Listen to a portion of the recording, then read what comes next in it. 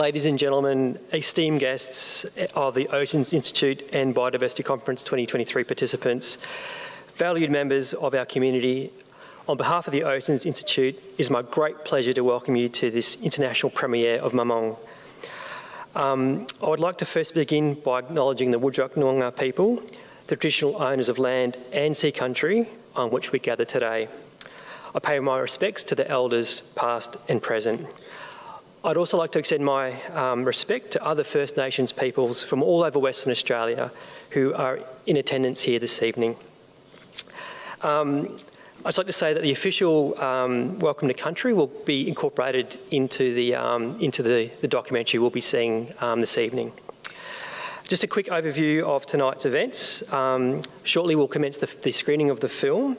Followed, we'll have a short Q&A with director Maevia Griffiths and producer Lillian Robb. As well, we have Dr Noel Nannup, Professor Anne Poelina, and I think Lynette might be in the audience, but we can always have a chat to her after as well. And also there's an opportunity for everyone to have a chat in the bar after this screening finishes and continue our conversations. Just to introduce myself, I'm Mick O'Leary. I'm a climate geoscientist based in the School of Earth Science and a member of the UWA Oceans Institute. And so it's been my honour, and I've been asked to contribute to this very important film. So tonight we embark on a journey deep into the Perth Canyon, across our oceans, guided by the song of Mammung, the Noongar name for whale. This ancient melody carries a timeless and significant message, urging us to heed the lessons of the past as we confront our climate challenges in the future. Mammung delves into Noongar memory, recounting a time over 10,000 years ago when dramatic climate change reshaped Western Australia. Indigenous communities adapted, moving inland ahead of this slow-moving tsunami, preserving the culture amidst this upheaval. Mammung is not just a film, it's a call to action, a challenge to bridge ancient wisdom with modern challenges, urging us to listen, learn, and embrace profound lessons from the past. As we immerse ourselves in Mammung's song tonight, may it inspire courage, knowledge, and a deeper understanding of our changing world and oceans. I thank you for your time, and I'd like to just give the 2 thumbs up and we can begin the premiere. Thank you.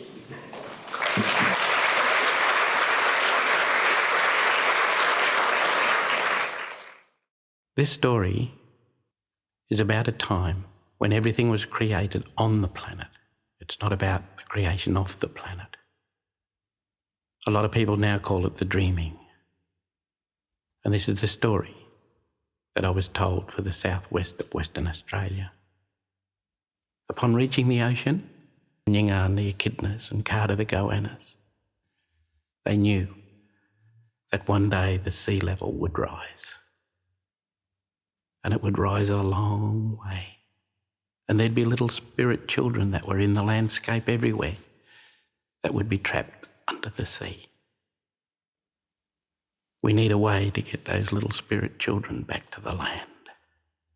Also, there'll be people buried underneath the sand dunes at the edge of the ocean. We need to care for them as well.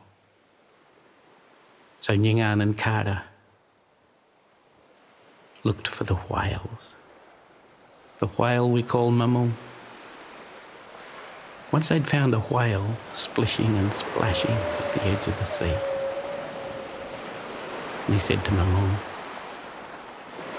one day the sea level is going to rise. So I do have a few pre-prepared questions just in case no one wanted to ask any questions from the audience. So I might ask these questions first and then I'll open up to the audience if you also have any questions as well. Oh, and also we just have to wait till Lillian and maybe join us online, which should be happening very, very soon. Being of the younger generation and being guided always by not only our ancestors but our elders, and Noel in particular. So fortunate. It was amazing, absolutely amazing. But can I just, all I'm doing is making a comment. I'm not asking a question. No. It's about time. It's about time that people listened. And I don't know, Noel. Can you hear us? I'm sure. You agree? Okay. That's great. That's like an agreement. It's, you know, I'm of a younger generation, and I'm so fortunate that I've worked not only in my own families, but know your guidance, and we continue to work together. But it's wonderful to see, and there's more words than wonderful, to see so many people listening to us now and saying, actually, we've been saying this in the scientific world for a while, and we've been saying it for about 100 and whatever years. I'm going to say 65,000 plus. But it's just so wonderful to be able to work in collaboration, to work side by side, and to work together to say, let's do this, let's walk the path together and walk the best way possible, and also see what we can achieve together in the future for our future generations. So thank you, because Mammung's story is very special to me personally, but it was awesome to see it on film. So thank you.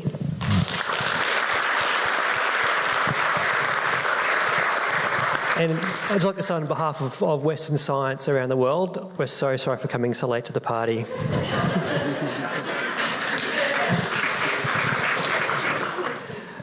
Hi, Lillian and Maevia. We can see you on the big screen, so welcome to our producer and our director of this amazing documentary. So thank you for joining us. I think you're in Copenhagen, is that correct? Just give me a thumbs up. Yeah, there we go. That's where you are. Okay. So I'd just like to ask my first question to Pop Noel, if that's okay. Professor Nannup, you've been a strong advocate for Indigenous wisdom and culture, and I'm sensing, as we've just discussed as well, a real movement or realisation in the scientific community of the importance and value we need to place on Indigenous knowledge of country. Speaking from the science community now, but do you sense a similar realisation or having those conversations with the decision makers that you meet, particularly around environmental change and climate adaptation policies? So are you having those same conversations that you're having with scientists now with those decision makers? I certainly do. Yes, just testing that okay? Yeah. Yeah, I certainly do. And what I'm finding now is having, done a little bit of study at university and having that in the tool bag, I guess, allows people that are academics to actually slow down enough and give you some credit and want to listen to you. And then it can only be enhanced and supported by people who you've seen on the documentary. And, everyone agreed that the stories were factual. And I think that's the important part of it. Yeah. And, then Anne just puts this beautiful layer over the top of it where the words are so, so perfect for people to listen to and understand, and then every facet of what we need to do as people is then part of the equation and considered, And then, when you see something like this, you say, well, what next, Well, put your seatbelts on. That's what I can say to you, because that's when you're going to discover who blackfellas really are. And the science that we belong to is hidden in amongst what is people call today the quantum world. And that's where we are. And every facet of it is in our toolkit, known and understood implicitly. And it's once you get into there, the understanding of that, and how our healers could just hold a person that needed healing, and they would just walk away after the healing session and not need any more help again, whether it was mental health, whether it was physical health, etc. Because frequency healing is the order of the day for us. And then you're dealing with that incredible row with light in the middle, you know, and then the ultraviolet light on this end, and the microwaves on this end, and the whole light spectrum in the middle. You don't get it now. You know, even the most highly trained academics, if they haven't chosen, you know, to study what's out there in the universe, they don't understand it. Because a quantum leap is a quantum leap, and it's got no restrictions, none at all, because it creates a pulse of light, and there is nothing that travels at the speed of light. So matter comes from that magic between the intellect, the living and learning experiential component of it. The kingdom is within. It's not out there. It's within. And that's what it is to be a human. To begin to understand that. To begin to articulate that in a way that you and I, including Mr. and Mrs. Dianella up the road there, can then slow down enough to know that when we talk about human things, the last thing we need involved is politics.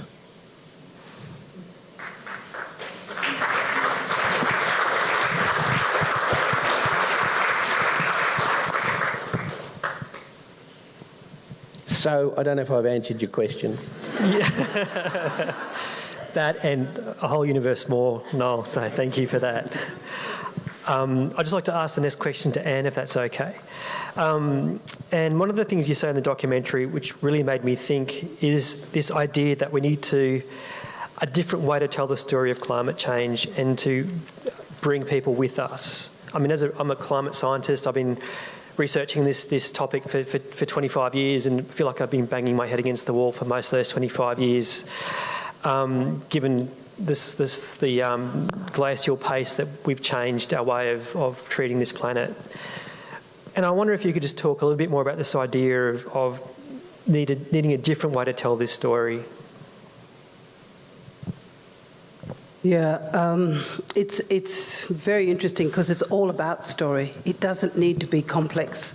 Though what we're talking about in terms of climate change is complexity science. And what we're saying is that this gift of wisdom that we have, 25 years, can you stand that against 65,000 or 100,000? I don't think so. But the point we're making as Indigenous people is that this wisdom here that we hold as Indigenous people around this country, it almost goes exactly to the question that Shani asked. When is it time to wake up the snake? When is it time to wake up your consciousness so that we can bring you with us? We are giving you this wisdom from love, from our heart, despite what has happened to our people across this nation. And so what we're saying is that we need a different way to tell the story. I was standing up here today giving the keynote, and I said that I think we're a little bit testosteroned out on science. We need a different way to tell the story to bring the people with us so that we can tell a story that touches exactly what Noel says, your Wiran, your Lian, your human spirit, to see us as human beings, to see this knowledge that we hold, which has come from the land, which has come from the sea, that has passed through generations and generations of genetic memory to hold this place as reality. We move between time and space, the quantum story that Noel talks about. And what we're saying is that we need to wake up. We need to wake up and get your consciousness to wake up. because what we're saying is that if we are to have a revolution, it's the mindset of the people, and we need to bring you with us. Because at the moment, we're in a very tricky space, and that's why as storytellers, we can tell the story through song, through dance, through ceremony. A paper that I've just published, it's called Hearing and Feeling Country. This is your country, the same it is ours. You are now part of the memory of this cultural landscape. Your memory, your lived experience is embedded in the land. And these are the things that we're telling and sharing, is that part of this is that you now belong here. You must have the same rules that we have of relationship, of respect, of reciprocity, of responsibility. We have a duty of care to young people not born yet. I don't want to be like David Suzuki, bending down to pick up my grandson and weeping profusely, wondering and having that question, why are we in this predicament? Climate change is real. It is climate chaos. There is uncertainty being created. And right now we're moving into a story which is a very big story, which is a climate bill that this government wants to put out in such a short period of time. And what I'm saying to government, and what I say privately, I say publicly, we will not be able to have a climate chance if we do not reach the 2030 biodiversity targets. We are born into a world where nature is part of us. Nature is our kin. And so what we need to do is exactly that. Wake up your consciousness. Understand that what we're bringing with you and to you comes with love, comes with a generosity of spirit, that we recognise you as fellow human beings, and that your memory is part of our memory, and that we must stand together because we're part of this humanity in order to give Mother Earth a chance. So what we're saying is that story comes in many forms. Film is such a powerful way to tell the story. Song, dance, walking country, feeling country, hearing country, and having that understanding. So these are stories, and what we're saying is that we're coming and we're giving this. There's no charge. We want you to wake up because we care about you. You are fellow Australians. You are part of our memory as well. So what we're saying is that tell the story a different way. See us a different way. You know, I have 3 masters and 2 PhD, and the more I know from Western science, the less I know. Yeah. So this is, how do we wake you up? How do we get you to build that ethics of care and love for your country, whether you're out in the marine environment, on country, in the desert, in the sea, in the hill country, or on the river? So this is a generosity of Indigenous people's spirit coming to you to say, we recognise, we care about you, we love you, we feel that you belong here. Your memory is now embedded in this landscape. You need to do what we do. Create this ethics of care and come on the journey with us, because we can't do this alone, because we are dealing with complexity, and we need each and every one of you to come on that journey with us. So it's about telling the story a different way. So however that's going to capture your mind and your heart and your wiran or your lian, come with us, trust us, be part of us. Who could believe that the whales are out there teaching us, as I say, the totem that Noel talked about? Who can believe that a creature can teach us how to be good, decent human beings? And that's all I want to see on my headstone, is that Anne was a good and decent human being, and she was a good ancestor. So all of us can do that. Thank you.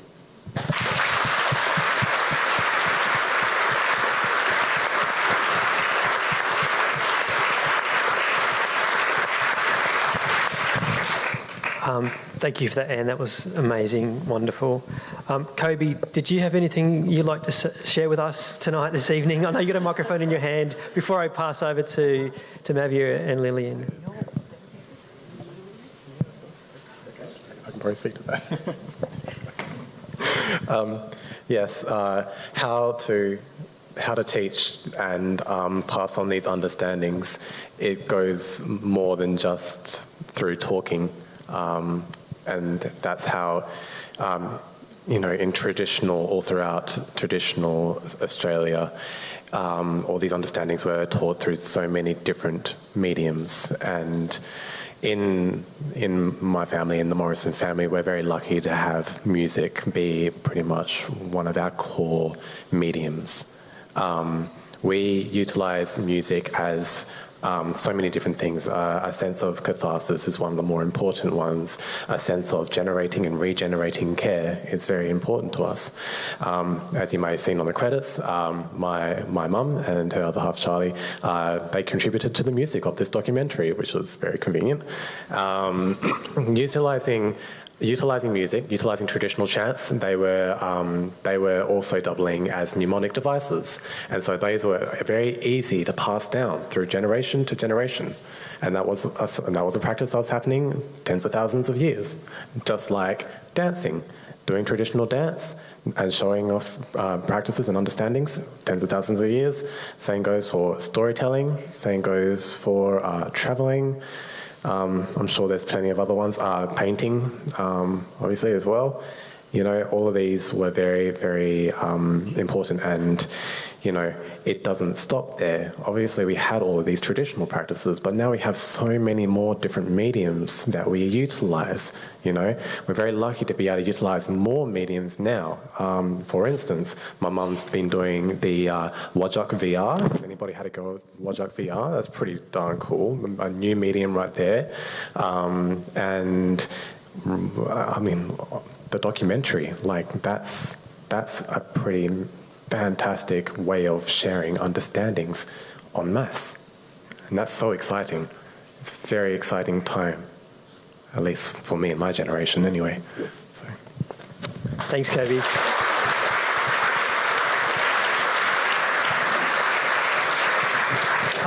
We've had three really inspirational comments from our panellists here, and I think I should just pass on now to Lillian and Maevia as well, and ask them what was the inspiration behind this documentary to begin with, and could you share that with us?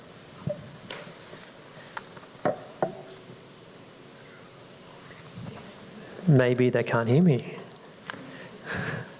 Can someone type that to them through the... Yeah, thank you so much, Mick. And I just, before I say anything, really, really want to thank all of the teams that brought this together. So the team of the Octagon Theatre, the Biodiversity Conference, the Oceans Institute, Dandrew Coolin. We really, really couldn't have created this event without all of you guys jumping on board and basically doing this for us and for this film. So thank you. And we also just wanted to thank Anne Poelina, Auntie Anne Poelina, Auntie Lynette Nat, Dr Noel Nannup, and also Kobi and the whole of the Morrison family for trusting us with communicating this. It's a great honour to be given that trust, especially as Wajala, to communicate something like this. So yeah, how did the film come about? It was, I mean, we've talked about this a bit in the film. It was this comment from Noel, in the context of being on country with Pop Noel and learning, and I think for him it was probably quite a throwaway comment, but for me it was a very, very important comment. It was one where I recognised, that's what I do, that's what I work on, that's something I can contribute to, and I think that from there it all just fell into place. It was one of those things where just everything happened at its time. We got a grant at its time. A wonderful filmmaker suggested doing a project together at exactly the right time. We were able to come to Australia. We were able to meet Auntie Anne Poelina. We were able to work with Pop Noel, and everything just fell into place from that point on. So, yeah, that's how this came about. There were some pretty powerful messages in this film, and obviously we were incredibly encouraged by the audience turnout we have here tonight. And I was just wondering what other opportunities you might have to show this film to the broader general public and share this story and get the word out. Yeah, thank you. So this is the first premiere. This is the world premiere. We'll be having a second premiere in Geneva, which is where we're both based. And so that will be on the 2nd of November. from then on, we'll see what happens. This film has fallen into place until this point, so we assume that the sharing of it also will. It's been an Indigenous-led process, and we hope that it continues to be. So we want to look to the Indigenous and to Mob to tell us where they want to see this film and where it should go and how to communicate it. And for anyone in the audience, there's a contact form on our website, so Mammung the film. If you want to apply to host your own screening, then you can send us an email through that. And yeah, that's how we can arrange screenings, because I think for us the most important thing is that this is seen by people and understood by people. And so, yeah, if there's people who are inspired to host a screening, kind of way, send us a communication through that and sort of tell us a little bit about what you have planned. And we can work out how to make that happen. Thank you. I'm guessing we're running a little bit short of time, and also there's an opportunity for everyone to have a meet after this, after the showing outside over a drink or two. But I just want to quickly, if there's anyone in the audience who had any other questions for any of our panellists or for Maevia and Lillian? Hi. Thank you so much for that. I guess I wonder how much is lost in translation. I come from India, and we have our own mythologies, and we look at the world from our own mythologies, and the Western world has got different mythologies. So, and First Nations people have their own mythologies, and I wonder, when you try to explain something to some people with a different way of looking at the world, how much is lost in translation, and how can the bridges of genuine sensing be built a little bit more? That's it. Thank you. Did you want to answer that, Noel? Or? I guess from my own experience, you know, as a scientist collaborating and working with First Nations, I speak in a Western scientific way. My brain is wired in a Western scientific way, and so to work with First Nations, you know, where they have a traditional way of expressing, you know, the same processes, the same ways of looking at the environment. It's just kind of said in a different language, and I think it's just a matter of, for me personally, like anything, immersing myself in First Nations culture, talking to First Nations elders and community members, and as a Western scientifically trained scientist, being able to kind of slowly and respectfully learn that language and be able to understand those ways of looking at the world and how they parallel the Western scientific way of looking at the world, and seeing how we can use those two knowledge systems together to create a better understanding of how this Earth is changing and how we can do our best to protect it. So I guess that's my perspective. I'm not sure, Noel, if you had a different perspective to that. My thinking around that is, you know, if you go over the Scarp, just up here, you're in Balladong country, another group. The land speaks to them. You go up this way, not too far, you know, I'd say between here and Lancelin. And then you're going to be in Newid country, another language group.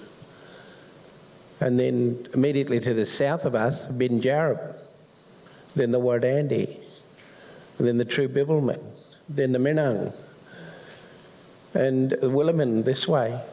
So that's where it gets lost in translation, is the non-Aboriginal world thinks all Aboriginal people are one, and we're not. We're representing the piece of country, because the knowledge is in the land, the language is in the land, and you have to live on it and interact with it, and then it comes up to you and you carry it. And then you have the experiential learning on that piece of country. And that's why, you know, when the tall ships first arrived throughout Australia, some people say there was as many as 720 different groups across the country. And we're like Europe, I guess. We didn't have a rare disease, you know. We just had a different way of expressing ourselves through our language. But we had an incredible way of committing it to memory. And that's the important bit for us. And we're no heroes, we're just people who had a job to do, and we do it. And one of the things that you'll notice when you do live that lifestyle, you have to slow down. It can't move at hundreds of miles an hour. You can't keep changing the technology all the time. And if you do so, really slowly. Not because people don't get it, but because you're not allowing you just mentioned it, Leah, you call it. You're not allowing your wern, to fully develop and understand. And you can hop on an aeroplane, and I did that once, but you go so fast, you leave that behind. You've got to wait for it to catch up. And I think the term jet lag might have helped a little bit. But I found that if I looked at a map and I connected it through the land, no matter if it was under the sea or not, to the place I was going, I didn't feel so nauseous when I hit the ground. And I still felt connected to home. So that's the sort of thing, we need to slow down.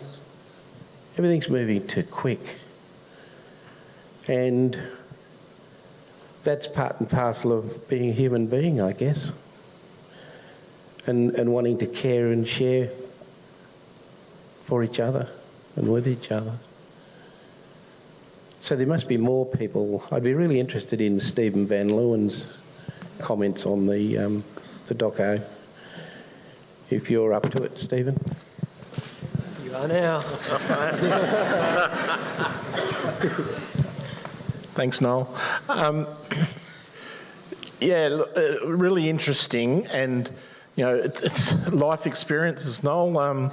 You and I crossed over for a week in the Pilbara when I went up there as a young whippersnapper, and you came back down to back down to Perth.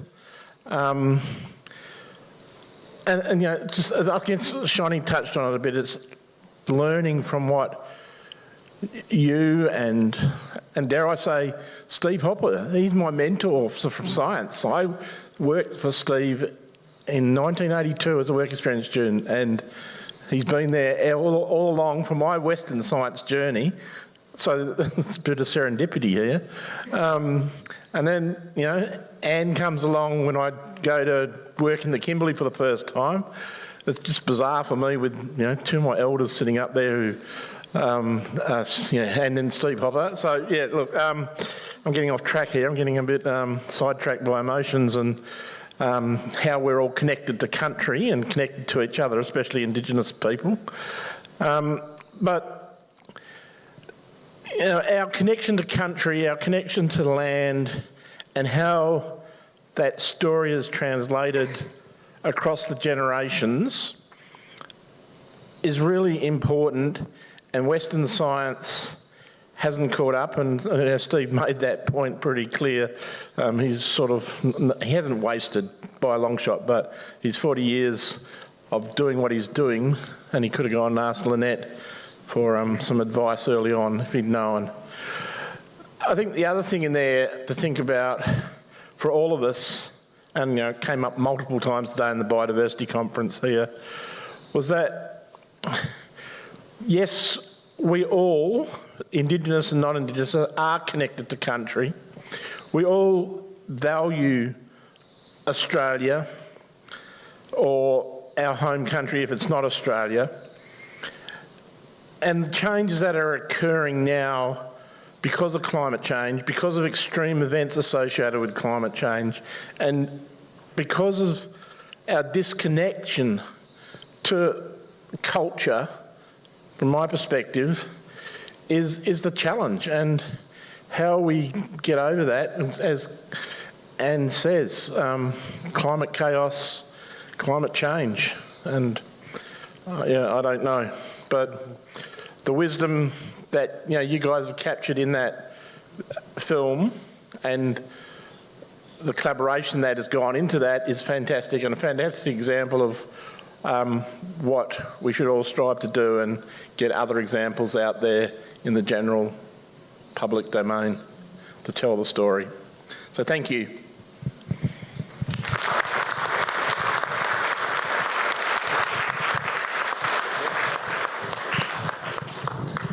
I think we might have to wrap it up there. Thank you, Stephen, for that. Let's continue these conversations. I think there's a lot to talk about. This is just the beginning of the journey, as you say, and I think you've really opened the eyes for a lot of Western scientists, and this is really coming really fast for me, and I think for most of my colleagues, this understanding, and hopefully the next few years we'll see a dramatic change in the way that we do science, Western science in this country. So thank you for everything you've done, your words, your wisdom, your understanding of how we operate, and if I can just return that and offer my respect for the knowledge that you and the First Nations of this country hold, and how we can work together to make this place what it once was. So thank you very much.